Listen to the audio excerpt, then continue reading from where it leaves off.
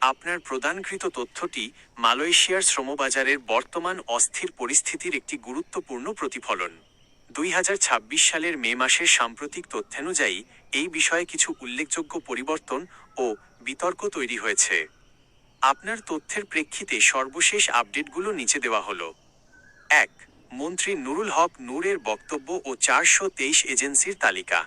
সর্বশেষ তথ্য অনুযায়ী প্রবাসী কল্যাণ ও বৈদেশিক কর্মসংস্থান প্রতিমন্ত্রী নুরুল হক নূর মালয়েশিয়ার শ্রমবাজার প্রসঙ্গে জানিয়েছেন যে পূর্ববর্তী অন্তর্বর্তী সরকার 3টি শর্ত শিথিল করে 423টি রিক্রুটিং এজেন্সির একটি তালিকা প্রদান করেছিল। তবে তিনি সতর্ক করেছেন যে মালয়েশিয়া সরকার যদি তাদের দেওয়া কঠিন শর্তগুলো যেমন 5-7টি এজেন্সির মাধ্যমে নিয়োগ বহাল রাখে তবে সিন্ডিকেট প্রথা দূর করা কঠিন হবে। তিনি মূলত বাজার উন্মুক্ত করার এবং সিন্ডিকেট ভাঙার প্রয়োজনীয়তার ওপর জোর দিচ্ছেন। 2. সিন্ডিকেট বিতর্ক কেন কাটছে না আতঙ্ক? নিয়ন্ত্রিত বাজার।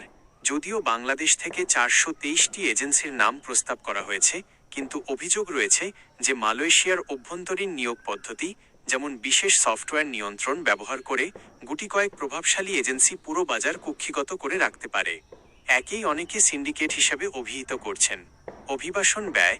সিন্ডিকেট থাকলে কর্মীর খরচ কয়েক গুণ বেড়ে যাওয়ার আশঙ্কা থাকে। মন্ত্রী নূর জানিয়েছেন, যদি এই সিন্ডিকেট ব্যবস্থা না ভাঙা যায় তবে বাজার দীর্ঘমেয়াদে বন্ধ থাকার ঝুঁকিও রয়েছে। 3-423 এজেন্সির অনুমোদন ও বর্তমান অবস্থা। তালিকা প্রস্তাব। 423টি এজেন্সির তালিকাটি মালয়েশিয়া সরকারের কাছে পাঠানো হয়েছে যাতে প্রতিযোগিতামূলক ও স্বচ্ছ প্রক্রিয়ায় কর্মী পাঠানো যায়। বাজার খোলার সম্ভাবনা। গত এপ্রিল 2026 এ মালয়েশিয়া সরকার বাজার পুনরায় খোলার বিষয়ে নীতিগতভাবে সম্মত হয়েছে। তবে এটি পুরোপুরি কার্যকর হতে এআই ভিত্তিক নিয়োগ ব্যবস্থা চালুর পরিকল্পনা চলছে যাতে মধ্যস্বত্বভোগীদের দৌরাত্ম্য কমানো যায়।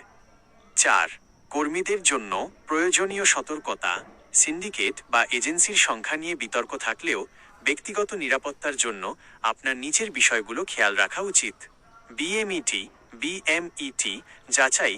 423টি এজেন্সির মধ্যে আপনার পছন্দের এজেন্সির বৈধতা জনশক্তি কর্মসংস্থান ও প্রশিক্ষণ ব্যুরো থেকে যাচাই করে নিন। অতিরিক্ত লেনদেন বর্জন।